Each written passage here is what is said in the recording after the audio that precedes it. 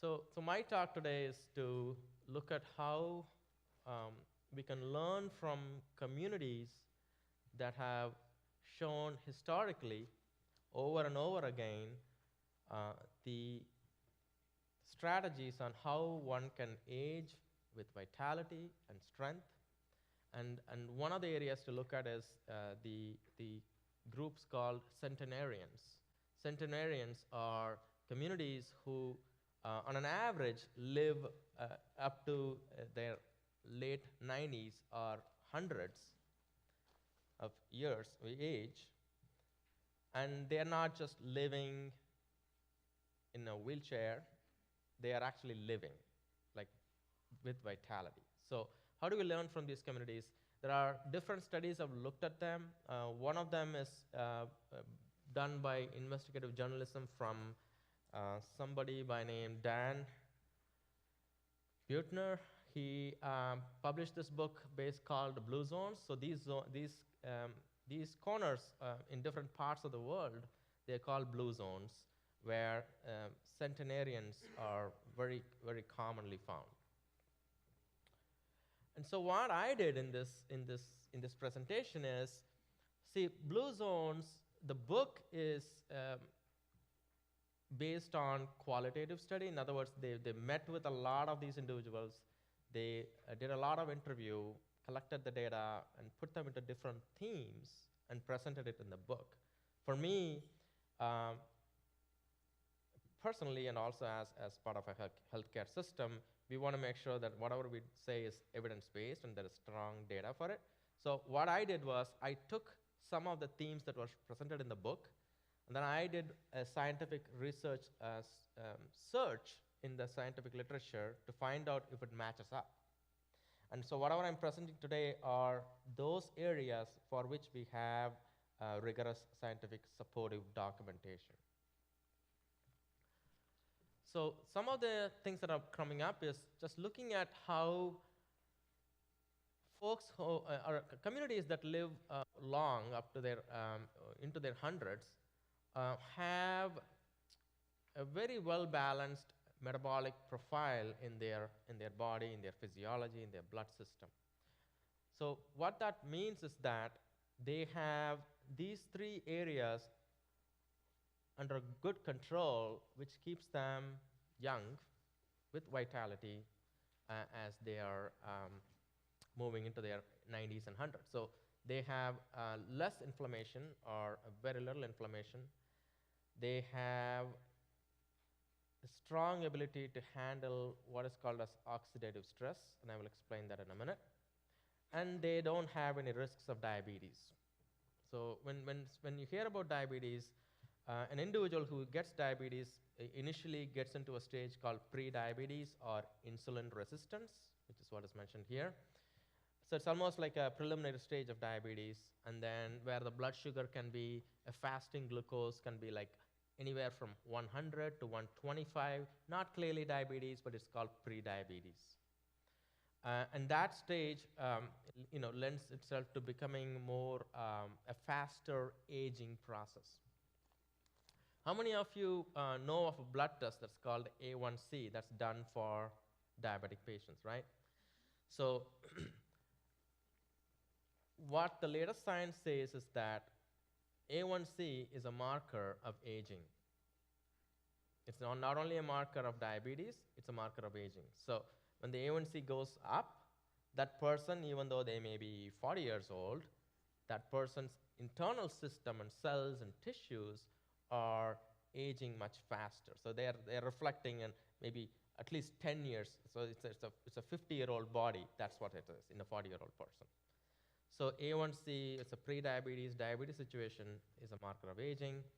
Inflammation is another piece we need to look at. And then this is regarding the daily wear and tear that happens to the system, to the tissues and cells, and that's called oxidative stress. And how do we counter that is adding antioxidants to our daily intake, which is mostly found in colorful fruits and colorful vegetables.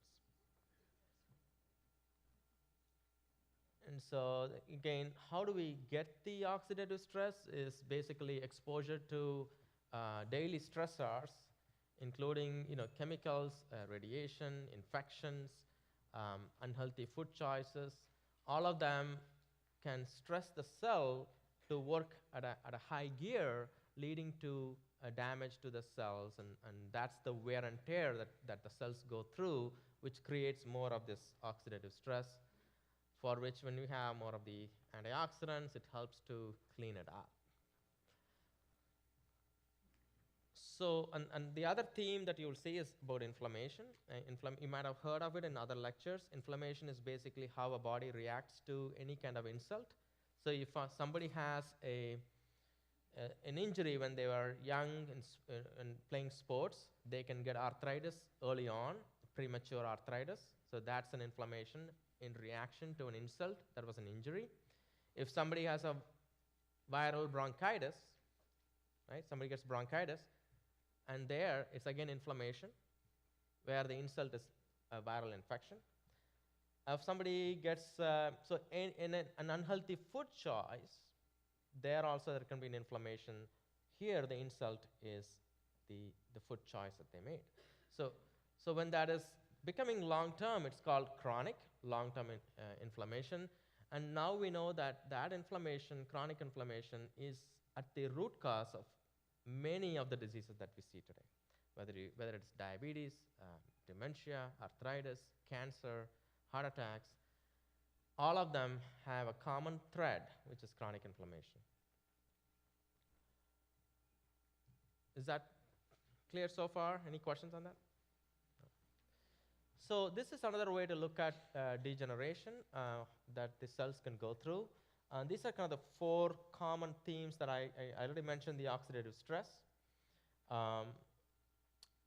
Inflammation can come through food in the form of arachidonic acid and endotoxins. And again, arachidonic acid comes from meat products and sugary products. That's the simplest way to put it. I'm going to show you another slide that explains the most common sources for arachidonic acid. Many of you know Aleve, Advil, ibuprofen. Many of you may have taken it, right? It's available in CVS. So those are anti-inflammatories. And the way they work is by blocking inflammation, by blocking the arachidonic acid pathway. So the arachidonic acid gets broken down when we eat arachidonic acid, the body processes it, it breaks it down into further smaller molecules, and the Aleve and Advil and ibuprofen that you may take actually blocks the action of those smaller molecules that were derived from the arachidonic acid. In other words, this is the kind of the raw material that's needed to create inflammation in the body. Is that clear so far? So Aleve and Advil and all, they block it. Celebrex blocks it. So if we eat less of it, we'll get less inflammation. That's the point. The other piece here is the advanced glycated end products. These are, the acronym is actually AGE in an uncanny way. And when we have more of the AGE in your blood, guess what happens? We age faster. When we have more of the advanced glycated end products in our blood, we just age fast. That's like the fast. If somebody comes and says, Doc, I want to age really, really fast. How do I do it? I will tell them to kind of make sure they hit all these points, right? Do not eat any colorful fruits and vegetables so that you can let the oxidative stress keep building up, right? Eat sugary foods, make meat protein as the biggest portion on your plate, and then keep eating. This comes from burnt and charred foods.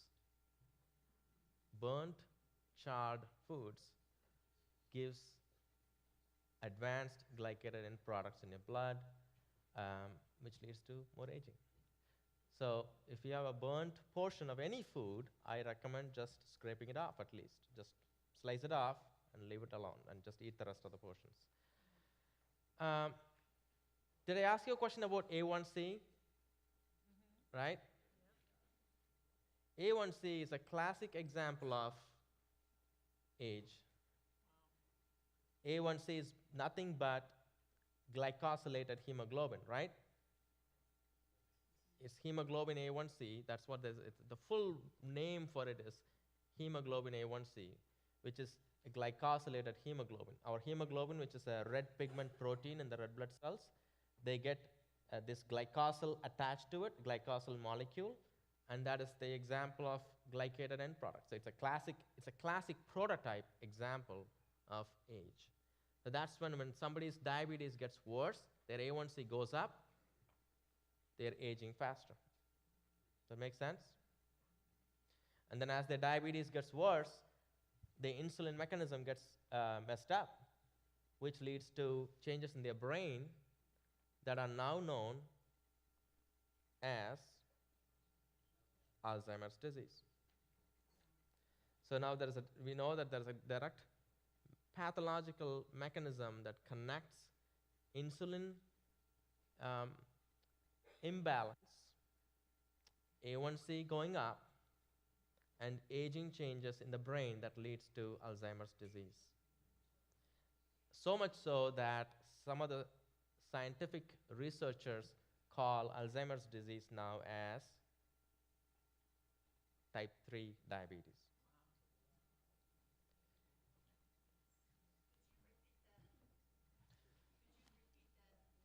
The last one I said. So in scientific research circles, Alzheimer's disease is now called type 3 diabetes. Yeah. So that's if somebody wants to really age fast,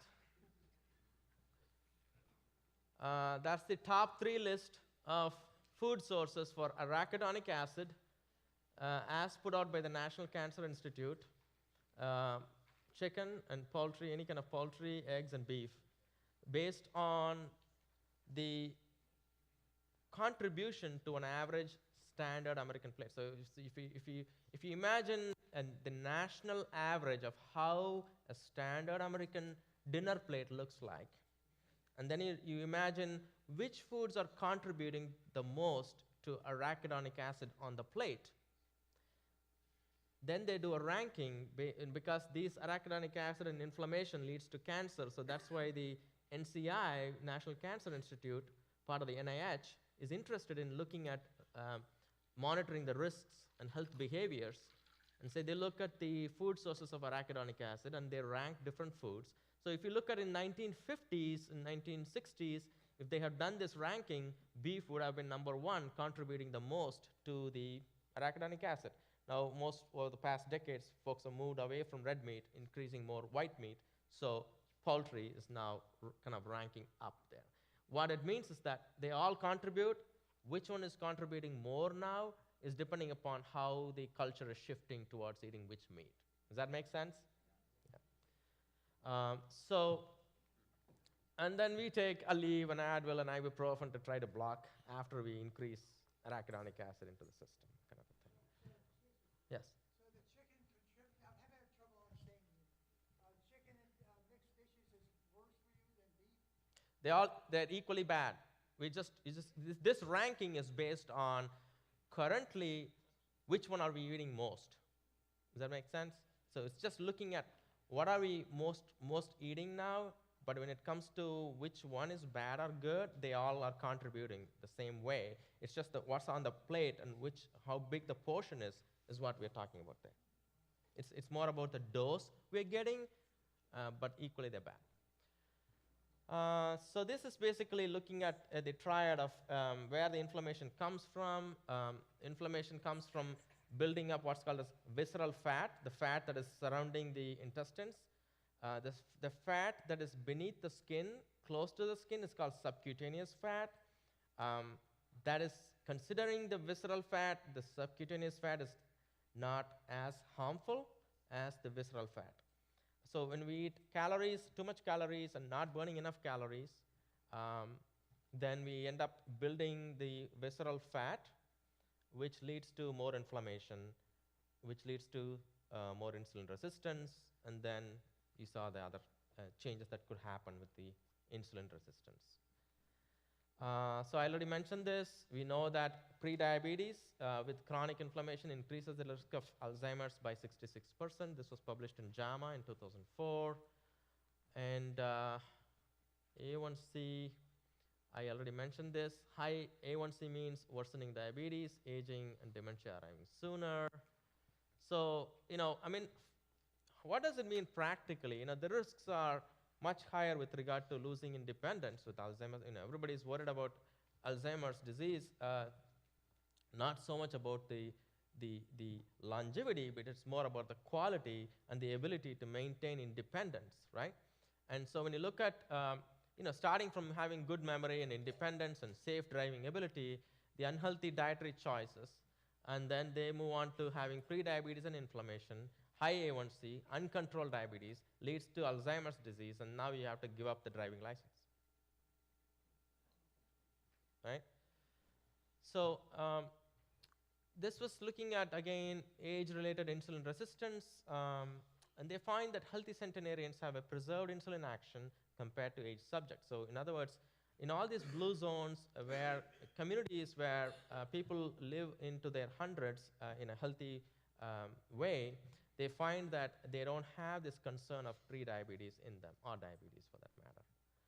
And then this is some interesting data I found in that blue zone interviews, is that the question of having a sense of purpose as somebody ages, and that is called in Japanese, in the island of Okinawa, which is one of the blue zones, they call it the spirit of ikigai, and that is basically the reason for waking up in the morning. What's the drive that you just like, is wanting to wake up in the morning? That'll keep you going. That's what they say, right?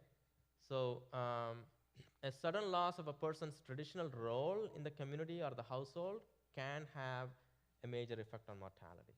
So if somebody feels that I'm no longer able to contribute to anything, that they're saying that their risk of death increases. Is there a number, a high number of A1C that one should avoid? Is there a range that we're looking at? So A1C, the normal number should be less than 6. So if we are trying to get excellence, it should be less than 6. Yeah. So we need to think about what is your spirit of ikigai, which is, what's the drive I have that I want to wake up tomorrow morning and just get going about the day, right? So thinking about that. So what gives you the reason to get up in the morning? What's your responsibility to the community or the household? How are you needed? And then, can you find ways to assist your community in such a way to make yourself more necessary or feeling more needed? The other one that was found is called the sense of service. And they found that the most highly functioning people over 90 in Nicoya, this was in Costa Rica, which is another blue zone, they have a few common themes. One of them is that they feel a strong sense of service to others or caring for their family. And as they lose this, the switch goes off, they die very quickly, they don't feel they're needed again. It's the same theme, put in a different way. Physical activity, 30 minutes to at least 5 times a week has been found to be consistently common among the communities that live up to their 100 years of age. We also know that aerobic activity can slow down aging as measured by cellular analysis, like a real high-tech microscopic analysis of cells and DNA have found that physical activity can actually lengthen what's called as telomeres. Telomeres are the tip of the genetic material in DNA in the cells, and that has been shown to be helping to exercise has been shown to maintain the length of the telomeres. And when the telomere length begins to shorten, that speeds up aging. So in other words, staying young and having vitality depends upon our telomeres the length of the telomeres being maintained, and now exercise is showing to be a tool for that. And the other piece that is common among the communities of centenarians is a diet that is high in nutrition and low in calories, predominantly plant-based. For example, Loma Linda in California, where you see huge population of Seventh-day Adventists who have segments of vegetarian diets, among them consuming high levels of fruits and vegetables. Whole grains seem to protect them from many cancers and many other chronic diseases. Even if they prefer to eat some meat, the Adventists recommend small portions as a side dish rather than a main meal.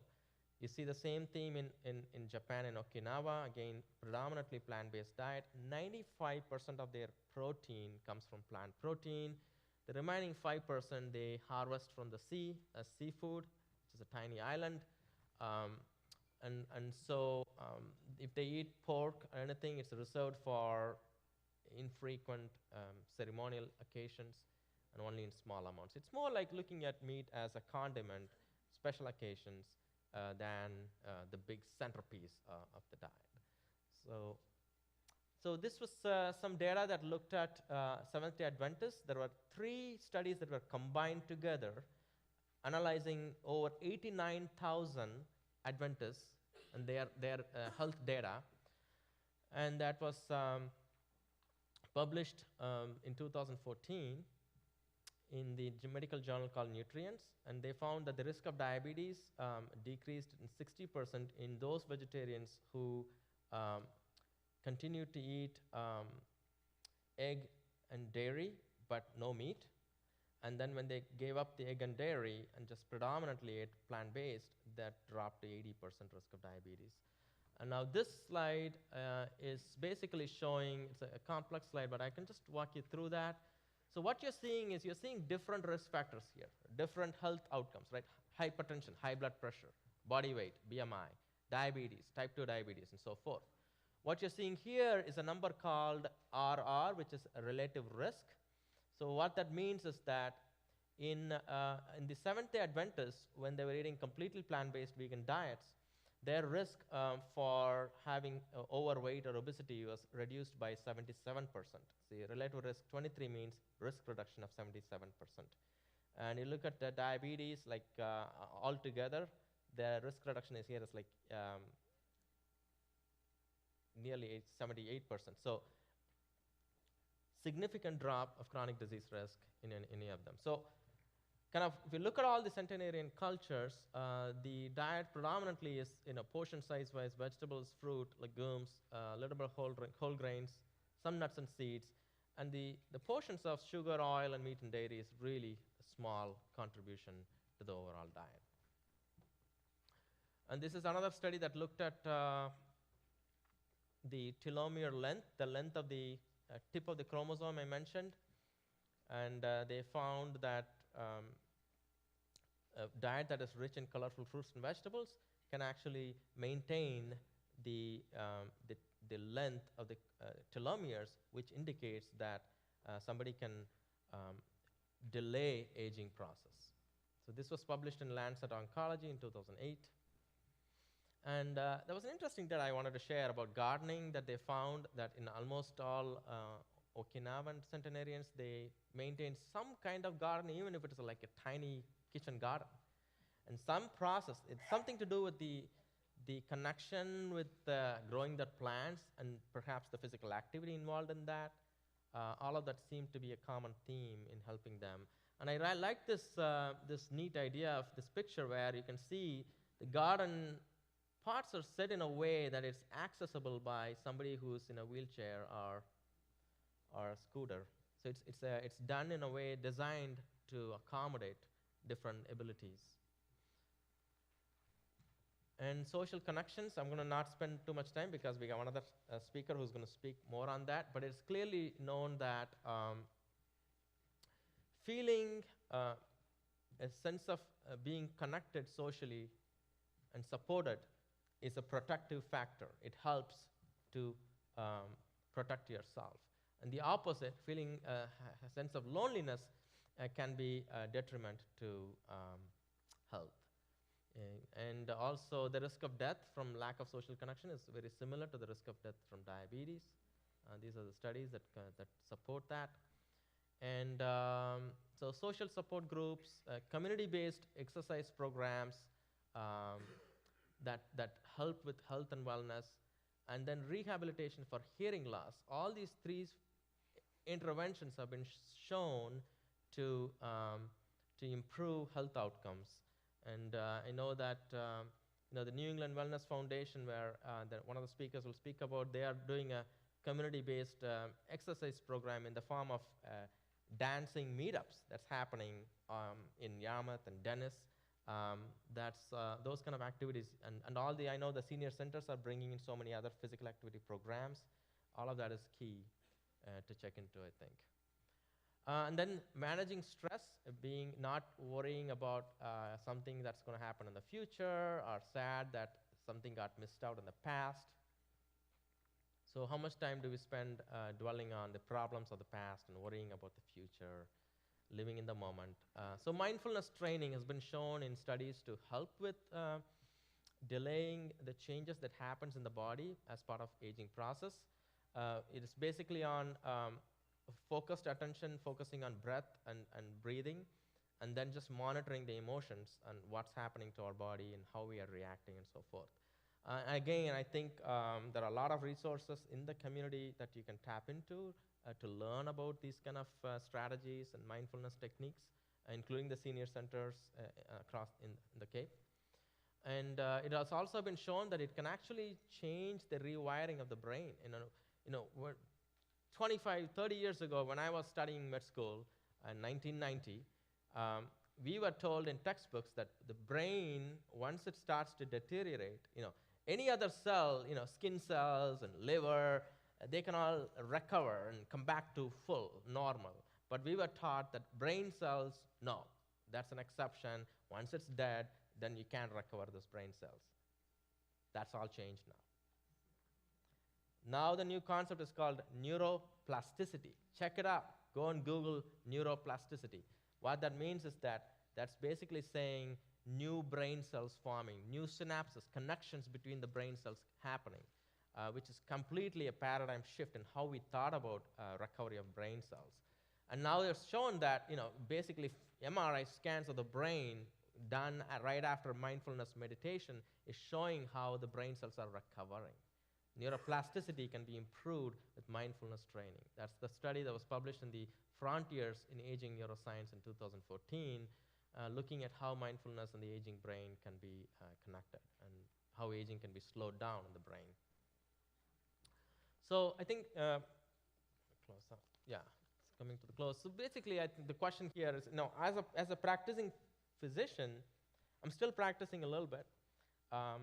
And in the past 16 years on the Cape, I have filled out so many handicap placard forms. And every time I'm filling it, I think about that individual, thinking about how much opportunities they may have had if they had known this kind of information, right?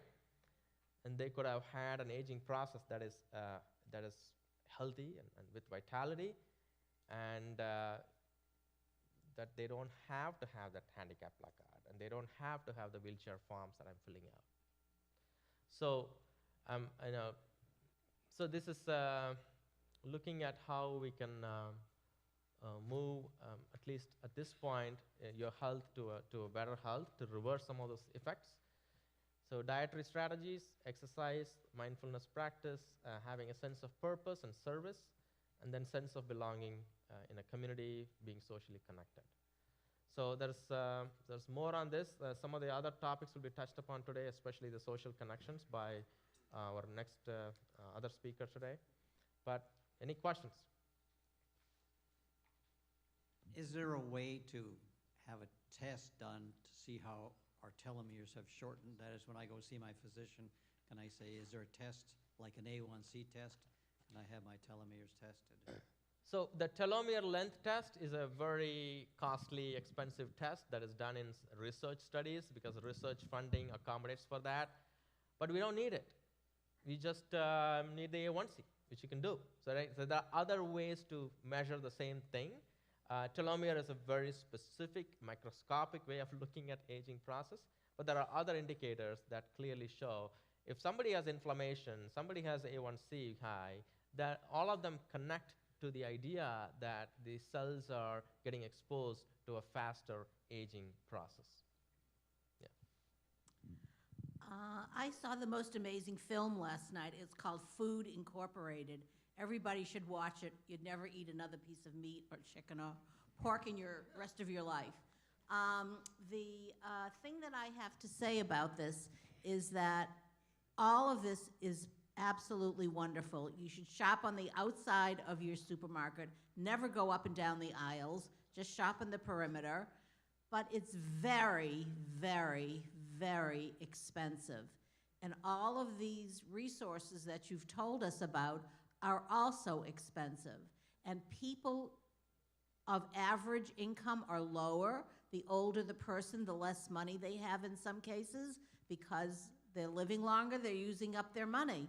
How are they going to be able to afford this? Yeah, good question. So I do want to say that when we really get into the details of buying things in bulk, buying beans and lentils in bulk that can store for a long time, for example, for protein, whole grains that can last, those are not perishable, so to speak, right? Those things can last longer. And then buying locally whenever you can during season on the Cape. And so many of the studies, even the USDA data, has shown that the common wisdom that it's more expensive to eat healthy is not true. When we really get to the bottom of it and look at the details and break down your purchase numbers, see how much that beans is going to last me for how long, and you look at the numbers, it's called unit pricing. I don't know if you're familiar with that. There's something called unit pricing. If you do the unit pricing, really, it's very clear that to be healthy and eating the healthier way is definitely doable. And then the other piece is that also you're not going to be paying in the pharmacy standing with other foods that you've done, and all the other expenditures that we don't think about, the costs that are involved with choosing unhealthy choices. That's another whole piece. I can give you one example. I had a patient, this is going back probably 13 years. He was newly diagnosed with diabetes. He was his blood sugar was 417. His A1C was 12%, it should be under 6. And he didn't know he had diabetes. He did not want insulin. He did not want medications. When we see an A1 in a blood sugar of more than 400, we are calling the emergency room to ship him there, right? He not only didn't want to go to the ER, but he didn't want medications, insulin. So I worked with him on a plant-based diet. In 3 weeks, his sugar was down to 340. In 10 months, his sugar was down to 110. In 1.5 years, his A1C was 5.6. All his expenditure was his grocery bill. He didn't have to pay for insulin. He didn't have to pay for any other medications. An average diabetic's out-of-pocket expenditure in this country is roughly $2,000 per year. Roughly. It's an average. Some people spend more, some people spend less. And so my patient, it was all just his food cost. Those folks are paying extra food for our food also, right? So it's definitely doable. You have to look at all the costs that comes with that, I think. So. Yeah, what's your opinion on the CRP test as a measure of inflation? Has that been pretty much replaced by this A1C? So no, the answer is CRP is more thought of as an inflammatory marker, but the problem with CRP is that it can go up for any reason that creates inflammation. If somebody has a little cold the previous day, it'll go up. So it's not a very specific test. So that's the downside to that. That's why we do not use that test. So I think in general, there is no one particular special test for inflammation. If somebody has high cholesterol, if somebody has prediabetes, if somebody has arthritis, that's clear that that person has a chronic inflammation going on in their body. You don't need the special testing anymore. It's just right in front of our eyes. Yeah. I'm sorry? Which one?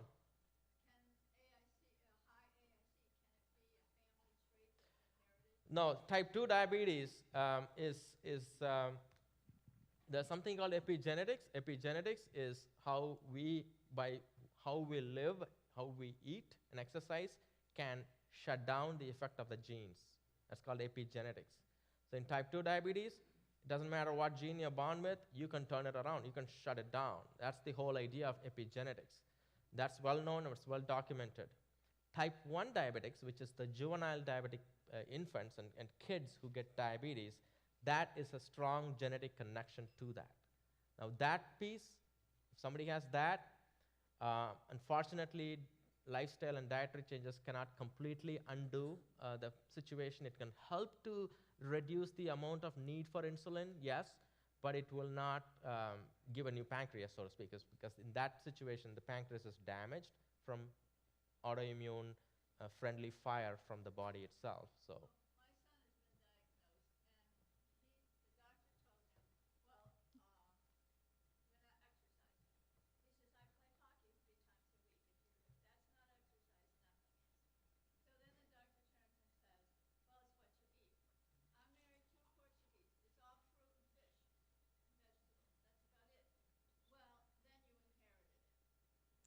So there are more nuances to that. I would recommend that we talk, because it's a very specific case pertaining to your situation. I would rather have the conversation outside. But in general, we know that many of the situations, if we dig deeper into that, there's always solutions that are just we're not seeing yet.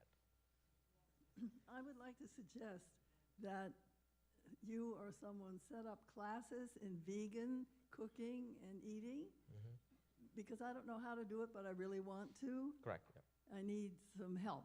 Yeah. So in each town, it would be wonderful. Thank you. That's great. So I think it's a good conversation to have, and I think there are ways to think about how we can collaborate with maybe the senior centers to see if they can offer cooking classes. Definitely we'll take that. But right now there are available, if you can work on computers, if you can reach your local library and ask them to look up some things, they can look up some websites that clearly can guide you with some recipes. Yeah. Further to that, Okay. you mentioned the Adventist group. They have a church here, I think it's this evening at 6 o'clock. They have cooking classes on vegan cooking. Yeah, I think the Seventh-day Adventists do have programs like that. Online, there are many opportunities to check into cooking with plants. Cooking with plants is a resource you can tap into. There are YouTube videos. Forks over knives is another. I think I don't have it there. Okay. Forks over knives is another resource. They have videos you can tap into. So I'm going to come back to you in a second. That one, yeah.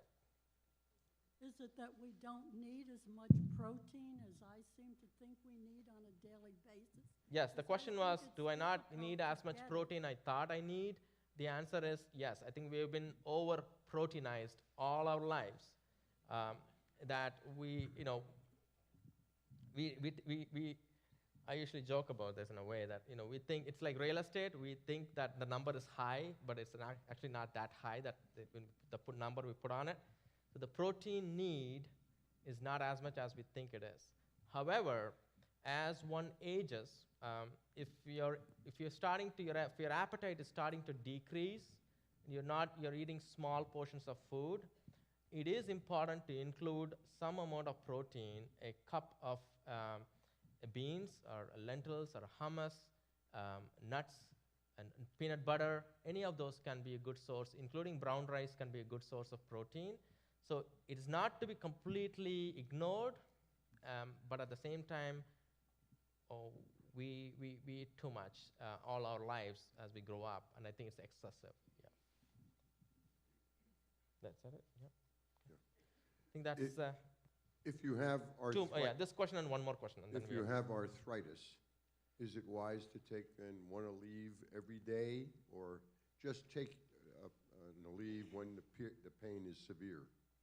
Yeah, so the question was on arthritis, inflammation, and Aleve. I think it's kind of a fix that can have other side effects, including damage to the kidneys, ulcers in the stomach. So the recommendation is usually not do it only when you need it, so to speak. Limiting the use is always better, and trying not to eat the arachidonic acid is even better, right? So that's the part. I have a suggestion about learning about being vegan. An easy solution, excuse me, an easy solution would be just subscribe to Veg News magazine. It's a great source, great source of information. Thank you. The recommendation was there's a Veg News magazine, it looks like, and you can subscribe to some magazines. So there's one thing I want to make it clear, and somebody brought up the term vegan diet, and there was a mention in one of the slides, vegan diet too. So there are some unhealthy vegan options out there. I just want you to know that. So be aware of it. French fries, perfectly vegan, right? By definition, it's vegan. There's no animal products, vegetable oil, it's all potatoes. You just fry them, and then you increase the advanced glycated end products. Age goes up. All deep fried, burnt, charred, age goes up, right? So just be aware of some of the caveats in the term. So that's why I never used, all these sessions, all these 2 years, I never used the word vegan myself. I used the word plant-based, wholesome, whole food, plant-based, which truly represents what we are talking about here. So it's plant-based means plant origin, wholesome or whole food meaning it's not like processed and deep fried and kind of a thing. So it's wholesome, plant-based. Again, we're not talking 100%, go home and change everything through. It's more about how can we shift more towards it? How can I nourish my body with tons of fruits and vegetables? How can I increase the things that's going to help me age gracefully? And how can I cut back or swap the proteins and sugars to a healthier option whenever I can, right? So I think we should, that went on a little bit longer. I think I want to give time for others to speak. Thank you so